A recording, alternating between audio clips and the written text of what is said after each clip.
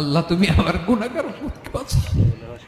এই দুনিয়ার বুকে রব্বুল আলামিন সব নবীকে একটা করে দাওয়া মুস্তাজাবা দিয়েছেন, মানে যে দোয়া করলে কবুল হয়ে যায় সাথে সাথেই। দুনিয়ার সব নবীরা ওই দোয়াটা দুনিয়ায় করে ফেলেছে। বিশ্বনবী বলবেন, আল্লাহ ওই স্পেশাল দোয়াটা দুনিয়াতে করি নাই, আজকে আমি তোমার দরবারে দাঁড়িয়ে কিয়ামতের দিন ওই দোয়াটা করছি। আল্লাহ আমার যে উম্মতের হৃদয়ে যাররা পরিমাণ ঈমান আছে, আমার একটা উম্মতকেও তুমি জাহান্নামে ঢুকাতে পারবা না। বিশ্বনবী পাগলের মতো একবার হাউজে কাউসারে যাবেন, একবার সিরাতে যাবেন, একবার পুলসিরাতের দিকে, একবার হাউজে কাউসারের দিকে পাগলের মতো দৌড়াতে থাকবেন। তার কোন গুনাহগার উম্মত যাতে জাহান্নামে ঢুকে না যায়।